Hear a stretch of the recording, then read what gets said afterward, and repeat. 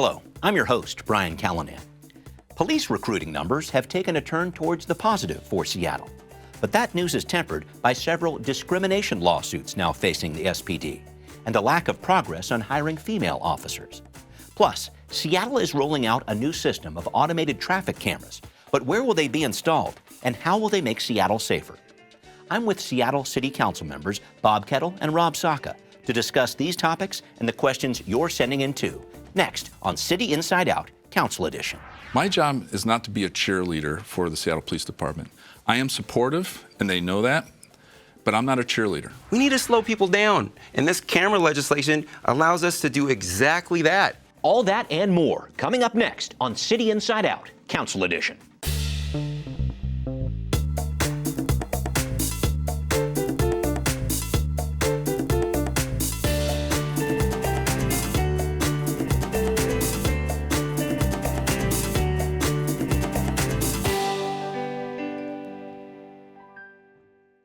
Hello once again, and welcome to City Inside Out Council Edition. Brian Callanan here with you, and joining me this month on Seattle Channel, I have Councilmember Rob Saka, who represents District 1 from Pioneer Square out to West Seattle. He's also the Council's Transportation Committee Chair. Welcome, Councilmember Saka. Thank you, Brian. Excited to be here today. All right, I am too. Also with us, Councilmember Bob Kettle, Seattle's District 7 representative from downtown out to Magnolia. He's also the Council's Public Safety Committee Chair. Good to see you, Councilmember Kettle. Thank you, Brian. I really appreciate the opportunity. Let's jump in here. I want to start with an issue that I know is top of mind for you, Councilmember Saka, gun violence in your district, near where you live. There have been a number of incidents over the past couple of months. A 17-year-old shot at Rocks Hill Park in West Seattle. There was a 15-year-old arrested as the shooter in another incident, and yet another situation where more than 100 rounds were fired at a vigil service near Delridge Way. You organized a public safety forum to talk with people in West Seattle about this, many of whom are saying things like this. It's shocking how things are deteriorating around us. Crime numbers may not be rising, but the depressing feeling of our city is on full display all over West Seattle. It is not normal to wake up every day to read about gunfire. What's your message on gun violence to the people of District 1? Yeah, my message is pretty simple. I know you are fed up with the rampant gun violence, gunfire, and unfortunately we're suffering from a gun violence crisis across the city. But the hot spots, when you look on a map, it's not shared equally, even in my own district, even in District 1. Mm-hmm. People are fed up. I am too. I happen to live close by where there's regular gunshots in and around the Delridge, Snake Hill, High Point area. Yeah.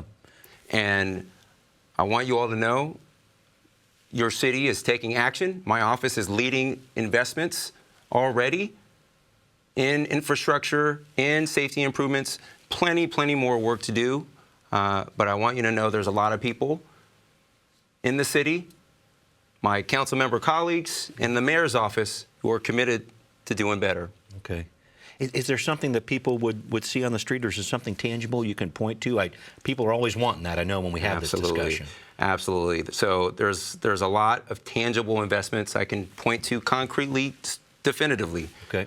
My office has, for example, led an effort to double the amount of new sidewalk investments across the city. And through the support of my council member colleagues and voters' approval, we did exactly that. $120 million of new sidewalk investments. Okay.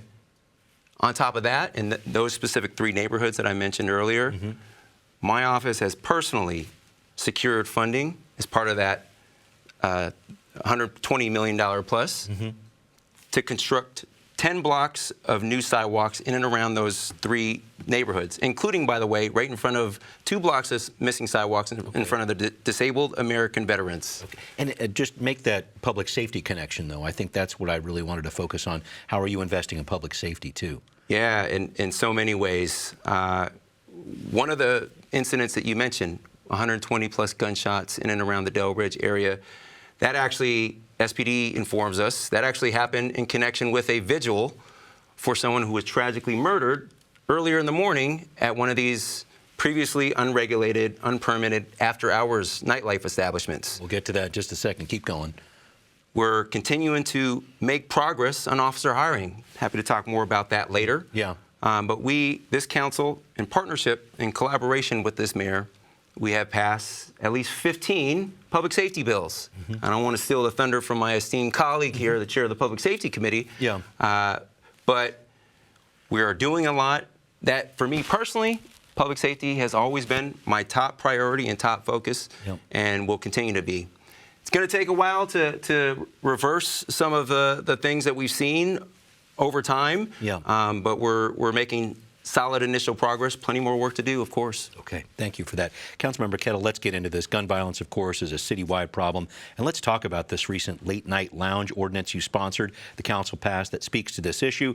Shootings have been an ongoing concern around these locations that stay open after 2 a.m. So the new law requires those lounges to have security guards, video surveillance, more of an open door to police officers. How is this ordinance going to make an impact, and how is it different from past proposals that focused on these issues? You know, one of the things is putting it in context, and to follow up on Councilmember Saka's answer it's about pressing. You know, there's the auditor's report, but really it's about pressing and using our strategic framework plan, because we're hitting this gun violence piece and violence generally and the crime by not just with the after hours bill, but also with street racing bill. You know, SPD staffing's key. So we've been doing that as well. So it's about a comprehensive approach to really put pressure and keep the press on in terms of these public safety challenges we face. Now, to the after hours, it really, again, it shows that we're not going to allow this to be permitted anymore. So, because too often you said more access. No, SPD does have access to those under this law. Yeah. And it's about regulating this area, which was kind of falling in the gray zone. Yeah. It's about shrinking those gray zones. I mean, this didn't apply to restaurants and some other businesses, but it applied to these that were a problem. Not just in the building itself, but in the neighborhood, the nearby parking lots and the like. Yeah. And so it's about saying, this matters to us, and we're going to address it. And it's a little more focused than what was in the past? It was more focused on the business side. Okay. And this goes to this gray zone. It wasn't taken care of on the. So it's a public safety bill, but it's got more of a. This is the reason why FAS, Finance and Administrative Services, was key in this bill. Yeah. Because it has that business regulation piece. Okay. And that was the focus. That combination with the fact that these neighborhoods are hurting, not just in D1, but in D2, D3. Sure. And they're hurting, and they needed action. And that took away any, resistance or anything like that. Because at the bottom line is we need to create safe neighborhoods, and that's what we're doing with this bill that you mentioned, the after hours bill, but also all the other 16 plus a resolution that we've done in public safety out of this council, because it's about putting that press, using that strategic framework plan. Thanks. Let's move on to police hiring, and I'll start with you on this if I could. Of course, it's been lagging over the past several years in Seattle, around the country, even before the pandemic, but the council has passed several measures to improve recruiting and has made Seattle police officers the highest paid officers in the state. That has led to a turnaround, as Chief Sean Barnes explained in a press conference just a few weeks ago. We're on pace to hire more police officers this year than any other time in our department's history, illustrating the city's renewed commitment to public safety and to community engagement. Councilmember Kettle, Seattle has hired 60 officers this year compared to 10 last year at this time. But I do want to put this in perspective. The SPD is also facing several lawsuits from officers who say they've been discriminated against based on race and gender. The SPD's goal to hire more women is coming up short, too. I just wanted to put these hiring numbers in focus here. They sound positive, but is SPD building back better? Yes, I think we are building back better, and part of this is the oversight that the council's doing, in terms of our responsibilities, but also setting up our accountability partners for success. And so, we just introduced legislation to help Office of Police Accountability be able to do their jobs with our Chief of Police Investigation ordinance. So this is about showing leadership. Brian, I actually saw an interview with you on this topic, and you brought up leadership. Most people don't, because we have bills out of public safety on this issue. We have some bills out of Council President Nelson's, Governance Accountability Committee, and we also have the labor agreement that came out of our labor committee, basically. That's all great, but you know what's key is leadership, because the officers and the men and women at SPD know that we're not part of the chain of command, but we're part of upper management, and we're showing leadership. And it's not just what we're doing on the dais; it's all of us going to the precincts and saying, "Hey, this is what we need. We support you. This is where our expectations are. Right. Oh, by the way, I believe accountability is important. When you're the best force because of all the reforms under the consent decree, you should be embracing accountability because you're that great. Right. And so we need to build on it. And one of the things is that combination really makes it a more of an attractive place to be. Yeah. It's the combination of the bills, but also the leadership piece. And I just wanted to note that because, in fact, you did one time. Yeah, an interview. it's important to talk about. And quickly on that consent decree, it looks like we're closer to the end of that federal oversight over the SPD that's been in place since 2012 with regard to how officers dealt with suspects, et cetera, and excessive use of force. How close are we? Do you have any inkling on that? I know it's a federal judge's call, but... We are now on the Judge Robart's schedule, basically, because what we've done with our less lethal weapons bill, that was key, and then we also had the resolution. But the less lethal weapons bill was very important because that needed to happen. Yeah, that needed to happen. And then the city attorney's office, then they filed the different briefs and information to the court. So that has all happened. So now it's just a question of the judge's calendar. Okay. And so it could happen tomorrow or it could happen 3 months from now. Okay. I don't have, but everything that we need to do has been done. So now it's a question of the court system. I'll just say quickly, please. There was 2 key legislative developments that needed to happen in order for us to ever have the possibility of potentially exiting from the consent decree. Chair Kettle, the Public Safety Committee Chair Kettle, noted the less lethal weapons legislation. Critical precondition for a possible removal, that needed to happen. Right. And then my public safety resolution, it did a lot of things, honored and respected all first responders, called for, reaffirmed our commitment for a diversified, balanced approach to public safety. And it also requested that the city attorney's office file a motion requesting that Seattle get removed from the consent decree, among other things. And so those 2 key bills were essential. So we'll stay tuned. It's really as Chair Kettle noted, at the judge's discretion at this point.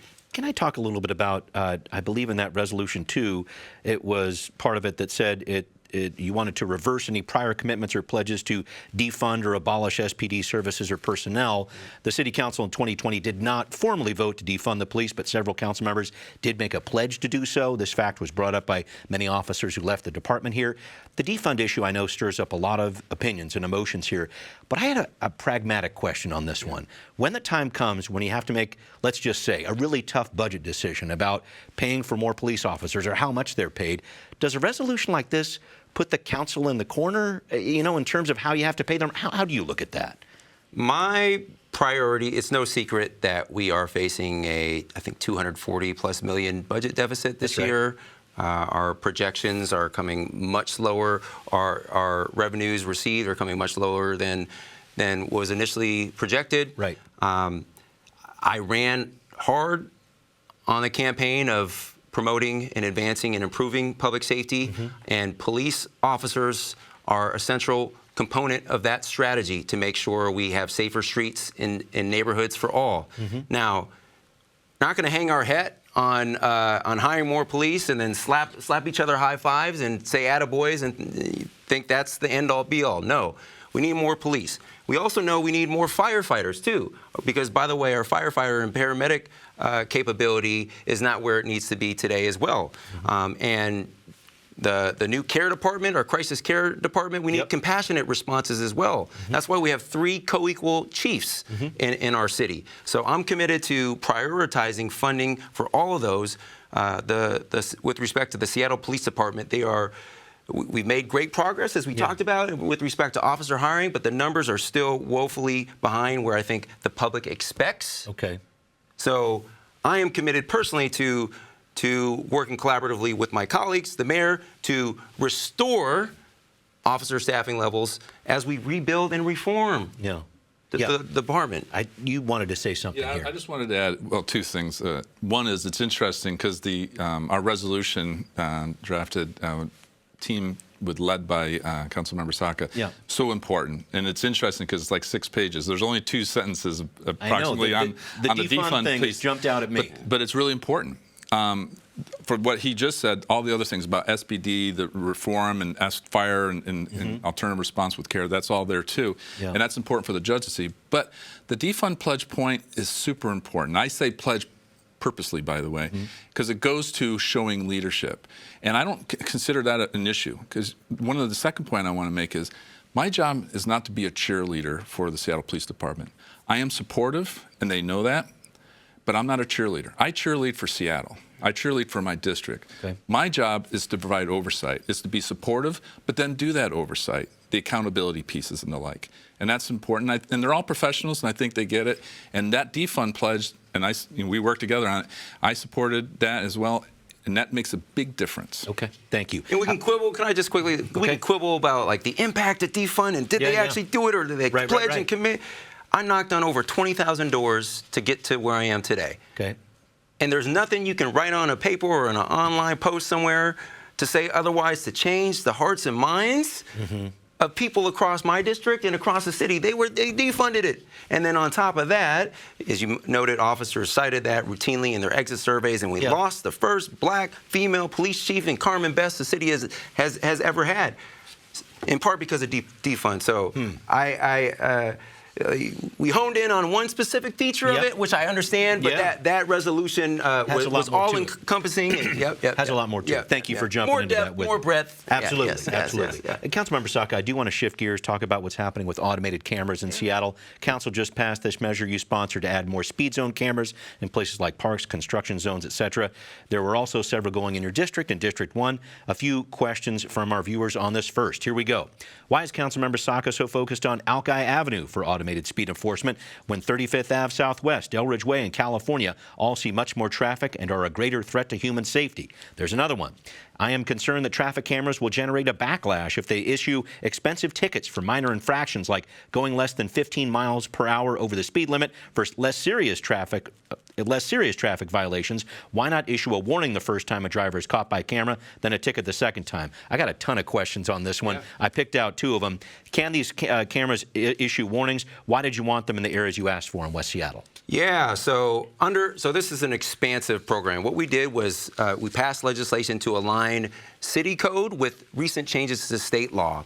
And so I have been a vocal advocate for cameras to be deployed in a very, very specific locations across District 1, namely Alki and Harbor Avenue. Trying to cut back on street racing? Street racing. Okay. There's problem street racing that occurs there. People speed all over West Seattle, all over District 1, and all over the city. We've seen some egregious and infamous examples of the Belltown Hellcat guy. Sure, right. Parks across our city are suffering from similar challenges as the case in Alki and Harbor Avenue today. Okay.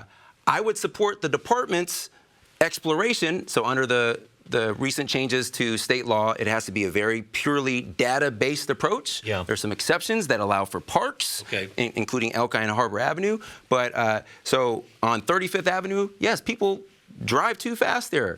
We need to slow people down. And this camera legislation allows us to do exactly that. It's a proven federal and national and international countermeasure to slow people down on the roads.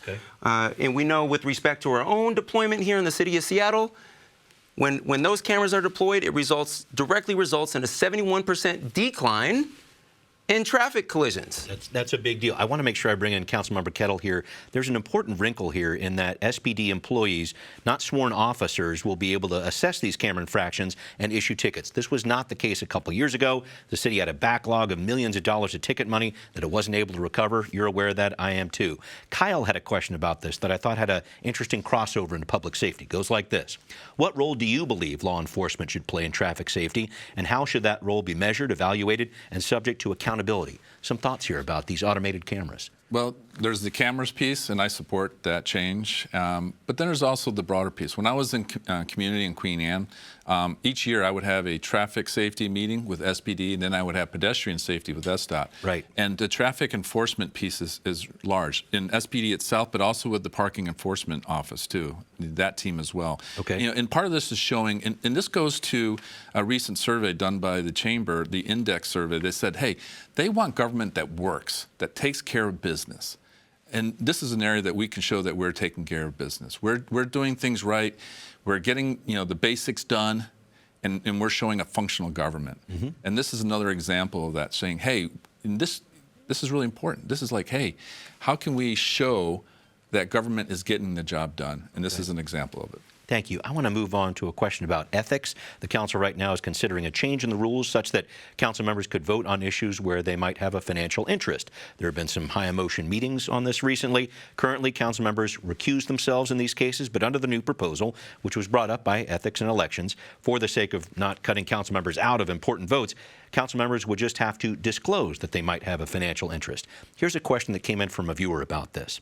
With the ethics rule change proposal, how can Seattle residents ensure that their city council doesn't become a tool of the rich and powerful as we watch the federal government be taken over and dismantled by Trump and his administration? Councilmember Kettle, can I start with you on this one?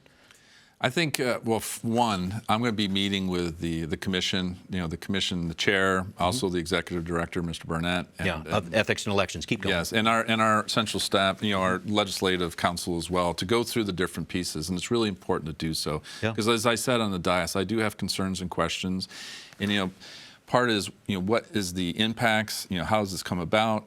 There's many pieces to this. And I think this is local too. I understand the point raising with the Trump administration, and clearly that is a problem at the federal level. We've seen it even now with this Qatari Air Force One offer. Right. There's a whole host of things there. But for this is about, again, looking at it locally, looking at the issues, and I want to engage with those three individuals on this topic. Still getting some information on that one. Councilmember Saka, let me throw this at you with another question that came in from a viewer.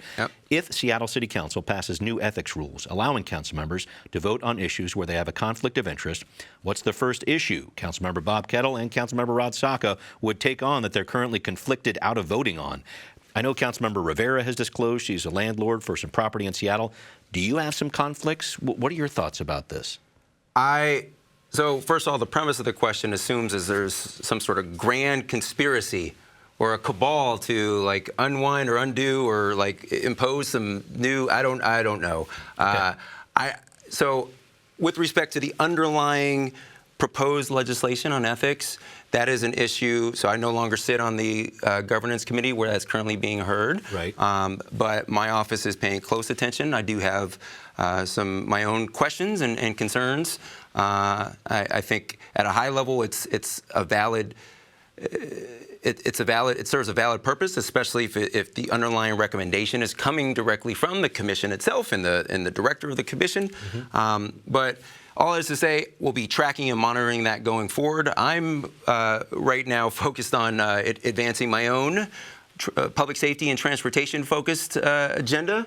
And I don't know about these tinfoil hats and grand conspiracies, but it does make good clickbait, I'll say that. I think it's a bigger issue about ethics, and I think people have some questions about it. Please. Can I add one thing, too? Because we get a lot of heat, and there's a lot of statements made, and they're not really grounded in reality, because the 9 of us are all your basic average Seattleites to one degree or another. And we're not going to be leveraging this to get richer or whatever. This is, as I said on the dais, just because the King County assessor increased the value of my home by a good amount, or the stock market's been inflated, our net worth and our financial backgrounds are pretty straightforward. Obviously the rental property piece is really the hang up, but us in general, we're not that kind. We're not Trump or anything close to that. We're much closer to the average Seattleite, who also has a lot of inflated house values and 401k values, although that may be coming down now. And so this idea that this the cabal, this like, oh, we're machinating all these different pieces is wrong for all. I believe for all 9 of us. I'm speaking for myself. And to direct answer your question, it's very clean for me. I used to be a landlord. I don't anymore for like 7-8 years. And everything's been cleaned up. Very simple. All right. Thank you. I know this is a big issue. It sounds like you're still both wrestling with this a little bit. So let me move on to a piece. And I have maybe 30, 40 seconds for this one, Councilmember Kettle. As of a few weeks ago, we've seen what it would be like to have a relatively car-free Pike Place market. There's some road construction work going on, so the market's closed to most vehicular traffic. Is this going to be permanent? A lot of people are asking. You know what? This is a good news story. Last year, SDOT, they were looking to basically impose a solution. I pulled out of the Seattle Transportation Plan with the help of my colleague, Chair Saka, And then we started this process where we got, a review and everything. We bring in all the stakeholders, and now we're bringing that out. And then we're leveraging the utility work that's going on to test and what we can do to enhance that experience, but then also be able to protect the businesses that are there. So I'm working with the PDA at Pike Place Market, not Pike's Place Market, by Yes, the way. thank you very much. And also SDOT. And I have to say, Director Emery has been doing a fantastic job. She was there with me for a half-day plus conference, and that kind of dedication is important. Thank you. We need to start wrapping up, and I want to talk about the budget process. I know you're getting into, you mentioned this $240 million deficit. I think part of that is based on a cut in federal transportation funding potentially out there, which I know you're paying attention to. I need a minute, if I could, with you, your approach to the budget process this year. Yeah, so I think at a high level, the punchline is this. Anything and everything is on the table. What does that mean? We need to comb over with a fine-tooth comb and review all of our budget priorities. Mine, public safety, transportation and infrastructure, parks, high level, and programs and services mapped to that, very high level. So we also need to consider consolidations of lines of businesses and potential cuts. We also need to consider potential new revenue options.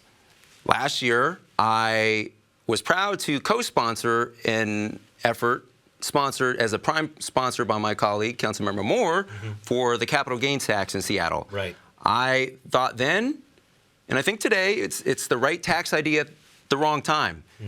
Later this year during budget, we need to evaluate and assess anything and everything is on the table. So that's how I will be approaching the budget. Okay. Thank you very much for that. Councilmember Kettle, there's an interesting public safety angle here, too. The state just passed House Bill 2015 this session to authorize local jurisdictions to enact a 0.1% sales tax potentially to pay for public safety needs. The mayor's been kind of warm on this one. Some thoughts about this? Could this be a good tool for the budget? This is something that we need to look at. It's funny because yesterday I had mentioned we had a brief discussion. I had a brief discussion with King County Councilmember Jorge Barone, who has the equivalent committee on the King County Council. Right. And so this is something that we're looking at. As Councilmember Saka said, all things need to be on the table. And can I just say, for me personally, it's like, hey, how can we support those traditional areas of revenue? The B&O, the REIT. Like, we've been doing a lot. Then it's about, hey, how can we actualize this to create that revenue? And I'll also say, because I am the maritime guy, that the port is responsible for a good third almost of our revenue. So we should be looking to support them as well, and I think we can do so. All right. Interested to see what happens there. Councilmember Kettle, Councilmember Saka, thank you very much for being with me. Thank you. Thank you very much. And we'll see you next time on Council Edition.